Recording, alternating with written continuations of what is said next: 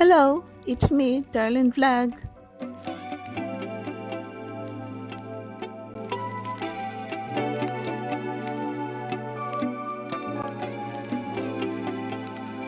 Kagwapa, ka-beautiful, kaganda like me. Good morning mga kalingap, good afternoon, good evening mga ka-jumkar. It's me, Darlene Vlog. So mga ka-jumkar, kalingap, meron pag-uusapan nga ilang araw na itong maingay. Busy si YouTube sa pagbabasa, panonood ng mga reaction. At marami rin ako napanood ng mga reaction sa live, pinag-usapan. At sabi ko, parang hindi pa huli ang ideas ko. So gusto ko rin magbigay ng aking ideas, kuro-kuro, opinion. So bago yan, i-shoutout muna natin po si Kuya Val Santos Matuwang, ang ama ng Kalingap, si Ate na Vlog, si Kalingap Rab, ang presidente ng Karipa, Berador, siyempre si Kuya Noli, at si Unida TV. Huwag nyo kalimutan si Kalingap Jomar, si Carla Tapilar, pag-subscribe po sila. At isalin niyo si Darlene Vlog. Thank you po. Kalingap ka Jomar, dito muna tayo kay Carla at kay Jomar. Kung naalala ninyo, magkaibigan pa sila. Hindi na biro ni Jomar si Carla na besh or bestie or ano man itatawag niya na pakis. Ano. Kung naalala niyo sa ilang part na yon na yung medyo close na sila ng konti bago siya umuwi, sabi niya kay Carla, humingi siya na pwede ba kita mahag? Ang tagal ba? Pero mamaya nag-hug siya. Pero hindi talaga 100% na dikit na dikit. At ito si Carla ay parang hindi siya nag-hug back. Pero yung kamay niya nakapatong sa balikat ni Jomar. So, sunod-sunod na yun na biglang napapayakap si Jomar. At isang halik lang ang nagawa ni Jomar noong anniversary nila sa Thailand. Hindi siya nagpaalam pero halik lang dito sa tainga, hindi sa pisngi. At isa pa, alam po natin na pwede siya humalik, may karapatan siya humalik dahil sila na, kahit hindi nila inaamin sa public, sila na. At hindi kagagalit ni Carla yun dahil mahal din niya si Jomar. At isa pa, legal age muna sila. So kahit maghalikan sila sa harap, maghalikan sa pisngi, na pwede sa public na hindi naman alam niyo na ibig ko sabihin, pwede naman dahil, yun nga, nagmamahalan sila, magka-relasyon sila kahit hindi sila umamin. So, yun nga, hindi sila nababas dahil sa mga ganyan, dahil ito nga si Jomar at si Carla nasa legal age na po. Siya na po kung bakit intro natin si Carla, okay, at si Jomar. Ito si David, dito natin kay David. Halos friend lahat ng Kalingap Angel. Friends ng Keyboys, especially best friend ni Kalingap Rab at ninong ni Bibi Rabay. At ito si David, mahilig talaga mag-joke.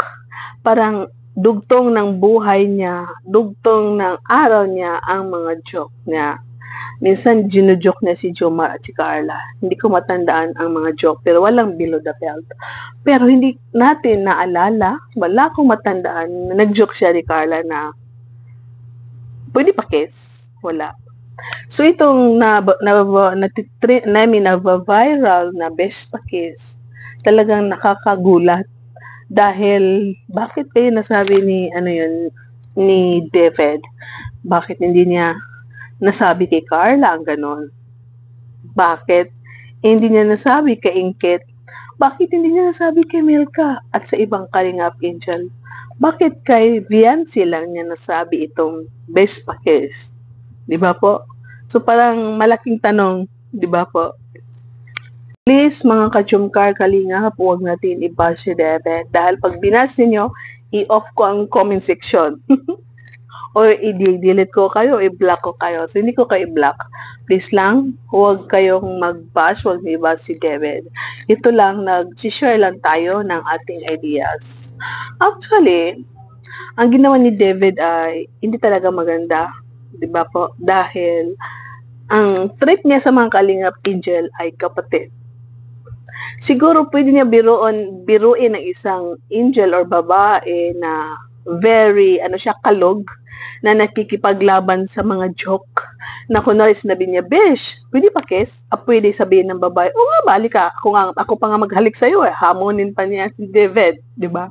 Dahil kalog siya at sanay na tayo na ang babae ito ay mabagbiro, kalog, pero hindi siguro sila maghahalikan dahil biruan. So ito si David ata is, napansin ko, parang nagjo-joke siya dahil sanay sa pagjo-joke at hindi niya namalayan na itong sinabi niya pala ay hindi maganda.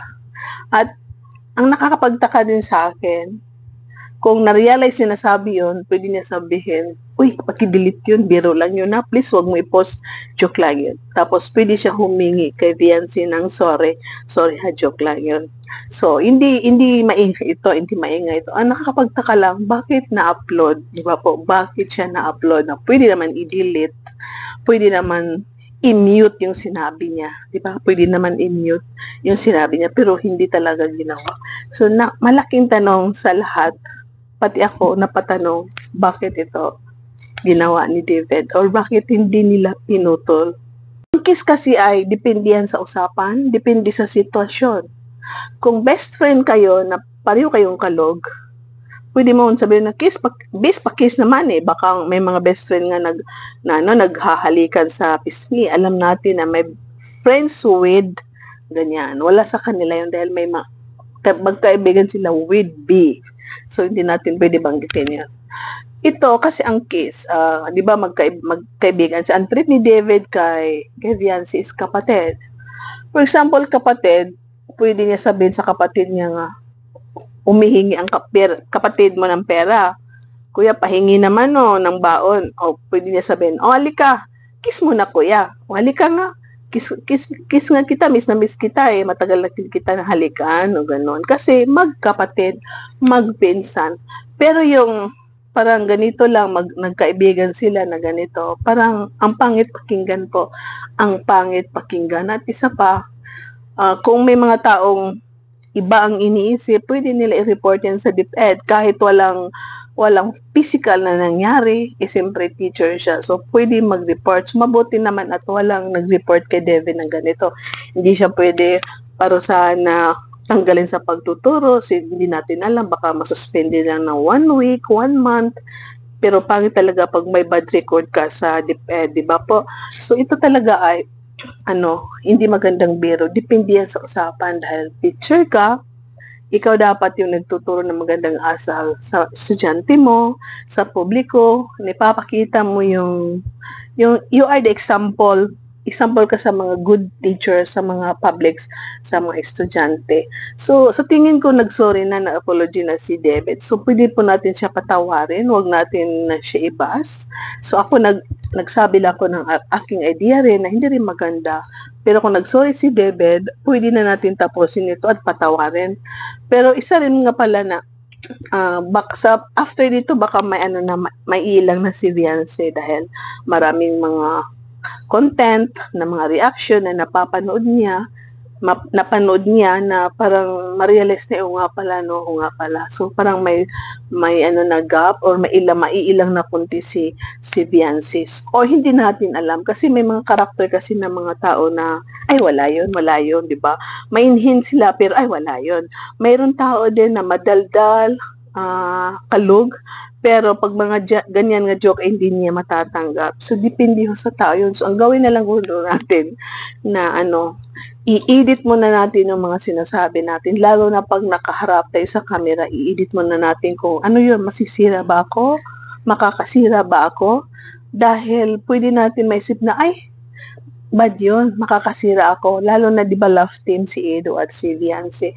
So, parang nawalan ka na respect sa love team. Kahit hindi sila magka-relation, love team sila. At isa pa, friend kayo, pero parang disrespect ka sa kaibigan mo, nasabihan mo ng ganun, kahit biro lang. Dahil, yun nga, nasa public, at bata pa po si Viancy. Isa kang teacher, isa kang huwarahan, isa kang sample, idol, isa kang yung model sa mga teachers. Bakit ka hindi sinubukan ni David na i-joke din niya si ng ganon? I-joke ba or I don't know, totoo ba? Pero sa tingin ko, joke lang yun ni David. Hindi niya na-realize na makaka-create siya ng maingay na ano, maingay na usapan. So, bakit kaya hindi niya na-try si Ingkit na i-joke ng ganito? Alam naman natin na si Ingkit ay kalog. Alam naman natin, napapanood natin na si Ingkit ay lumalaban sa mga biruan. So, bakit kaya hindi niya na-try, no? David, try mo kaya siya. I-try mo kaya siya, di ba? So, ito nga din po na buti rin no, hindi niya na-joke si Carla ng ganyan na joke. Kasi kung na-joke niya gulo si Carla na ganyan, nako, baka wala na mag-sponsor sa kanya kahit dyan lang sa malapit. Baka yung mga VIP sponsor ng Jumcar ay magagalit, ang mga fans ay magagalit dahil million ang viewers ng Jumcar at saka maraming fans si David na galing sa Jumcar. So mabuti na lang na hindi niya ginawa yon dahil I don't know, yan ang malaking tanong, no? Bakit si Viancy ang na-joke niya ng ganyan? So, siguro let's move on. Kasi tao lang tayo nagkakamali. So, na-realize niya na nagkamali siya. Pwede i-take down ang value na yan. Pero, wala na tayong magagawa kahit i-take down dahil napanood na ito ng marami. So, siguro, yun na mag-move on na tayo. Isipin natin na tayo ay hindi perfecto. Tao lang tayo, nagkakasahala rin tayo. Iba-iba lang yung yung kasalanan natin. So, patawarin natin si David. Intindihin na lang natin na ugali niya talaga magbiro. Pero lang siya, nagkamali, nadulas ang kanyang dila, hindi niya napigilan. Pero dahil nag-sorry siya, pwede na tayo mag-move on at patawarin si David. Ko sa ganitong ingay na dami-daming reaction kahit nga si Kuya Val nag-live ay talaga hindi talaga maiwasan na talagang mabash ka katulad ngayon ni David na marami siyang basha. Pero hinihiling ko lang, please po, nag-share lang ako ng aking idea na mga tanong bakit nagawa ni David yun. Pero ayun nga, dahil si David ay ugali niya mapagbiro at ito si Viancy ay kaibigan lang. So, in-explain ko lang kung ano ba ang right time na mag-joke ka ng ganyan sa isang tao. Diba po? So, yun nga, move on na tayo nang patawarin natin si David na sana huwag na niya ulitin ito kahit kanino man, kahit makaibigan niya.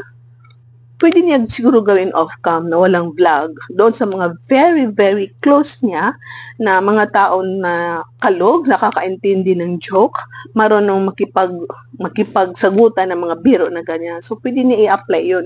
Hindi niya pwede i-apply sa mga taong tahimik, mga taong bata pa, mga taong, lalo na mga Kalingap Angel nga may live team, lalo na pag ang babae ay may nobyo na, hindi niya pwede i-joke yun kahit kaibigan dahil madidirespect mo yung lalaki at saka relationship at saka yung friendship ninyo, disrespect mo ang friendship ninyo, disrespect mo yung kaibigan mo ng babae at saka yung partner niya at saka yung love team. So marami kang nasasaktan, ang community nasaktan mo rin. So sana wag na ito maulit, David, na hindi na ito maulit. So sana po, patawarin po natin si David dahil tao lang po tayo, nagkakasala, nagkakamali. So, let's forgive and forget. Kahit hindi natin na-forget, so makaka-forgive tayo pag ang puso natin ay marunong magpatawad. So, masaya po ang Panginoon pag wala tayong hinanakit, wala tayong galit sa isa't isa. Masaya po pag wala po tayong galit sa isa't isa. Po nagtatapos ang ating video. Sana kahit tayong mga reactor, pwede tayong maging example sa ating mga community. Kahit tayong mga founder, pwede tayong maging example sa ating community. Huwag tayong magsabi ng masama dahil tayo simbolo, pwede tayong maging model ng mga kasama natin, model ng kapwa reactor. So, hindi lang si David ang dapat magbago. Ayun nga sabi rin nila, hindi ako magbabago dahil lang sa kanya. Pero, pwede tayo magbago para sa Panginoon, hindi para sa tao.